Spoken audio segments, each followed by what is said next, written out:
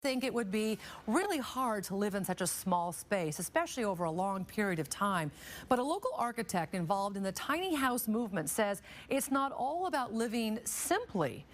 The City Council voted last night to encourage the development of these tiny homes in the city. KXY4's Drew Reeves working for you with how it could mean big business. Buying a home in pricey Pasadena, possible. Tiny house is definitely like a trend now. Turn on any cable home network and it won't take long to see that for many, tiny houses are all the rage. Tiny houses are the most popular form of alternative housing right now. But local architect Saul Hansen says they're about more than just living a trendy lifestyle. There's a lot of freedom in lifestyle that is provided by tiny houses. Hansen says the average person can build a tiny home for around $20,000, and that cost decreases when you use recycled materials. Imagine you just climb out of bed, come over to the kitchen, cook your breakfast, and right here's the dining room where you'd eat it. And tiny homes aren't just for home building experts. Anyone can build a tiny home. If anybody can do it. Anybody can have it, and they could do it in probably a year or less. Hansen is part of a local group called the Collaborative Tiny House Project, which hopes to make tiny homes affordable to the masses. He's working to develop a blueprint, giving detailed instructions and a list of materials needed to build a tiny home. Hansen is currently working on this one, which he's building for his sister. Just like everything that you would get in an apartment, you get everything the same without sacrificing anything. The home began as a project at Riverside High School. Students were learning to build tiny homes while getting credits for math, science, and English. He says teaching students to build a tiny house could empower them to live debt-free. A high school student, if they started when they're freshmen, can totally have one of these by the time they graduate. And he says tiny homes can be a great way for young couples to afford a larger home in the future. And making housing more affordable is what drew him to tiny homes in the first place. If you can figure out a way to make housing more affordable for people without sacrificing quality, then you can really boost the quality of life for many, many people. And I find that really motivating. Hansen says he hopes to see tiny homes as an affordable option for anyone considering the tiny lifestyle. Drew Reeves, KXY4 News.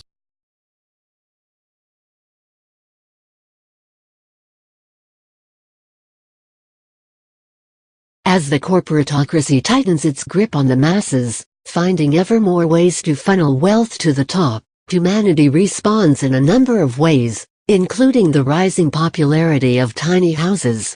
These dwellings, typically defined as less than 500 square feet, are a way for people to break free of mortgages, taxes, utility bills and the general trappings of stuff.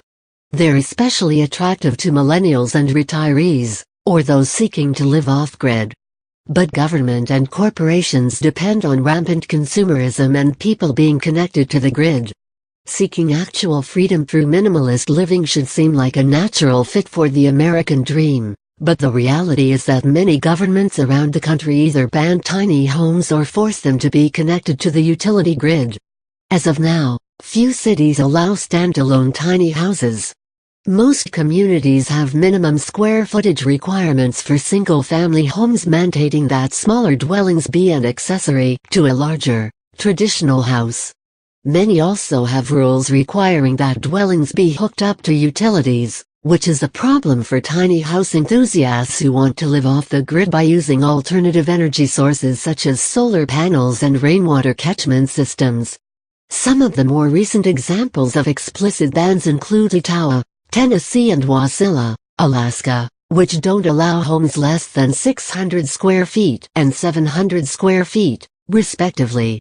Boise, Idaho doesn't allow homes less than a few hundred square feet, as Sean Wheeler of Wheeler Homes found when he built a perfectly good and safe 310 square feet home.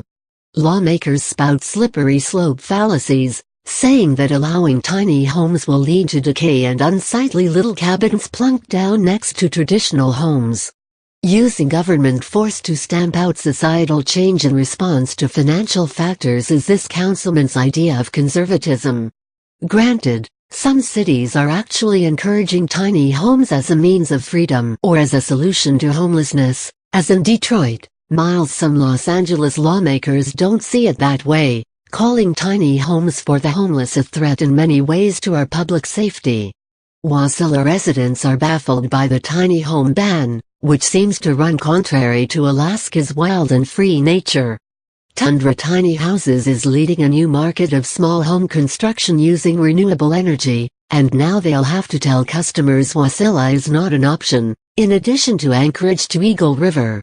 A big priority for tiny home dwellers is their reduced environmental impact. Many are capable of producing all their own energy from solar and wind, collecting rainwater and reusing greywater.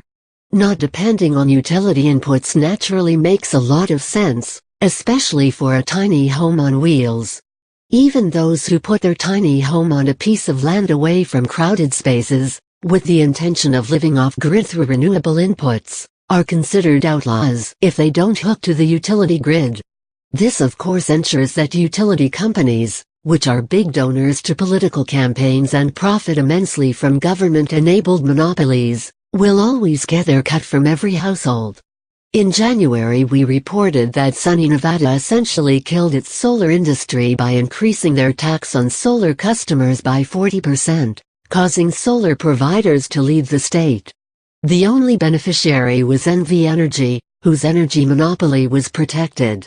Spur, Texas was the first city to advertise being tiny house friendly as a town that welcomes new pioneers, proudly supporting reducing costs and gaining freedom to operate according to your own plan, unfettered by onerous and unnecessary costs.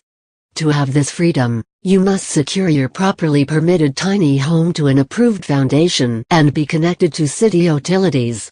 The property must always be mowed and the prime responsibility is of course, paying your taxes.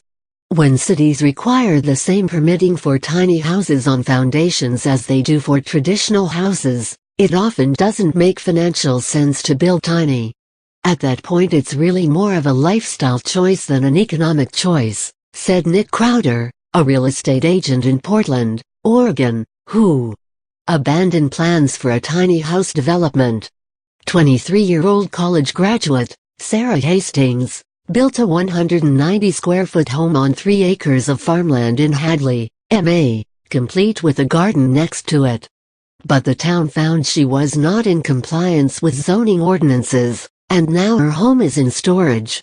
Hastings proposed a change to the town's laws to allow for her tiny home, but the measure was voted down because some residents were afraid the town would be overrun with them.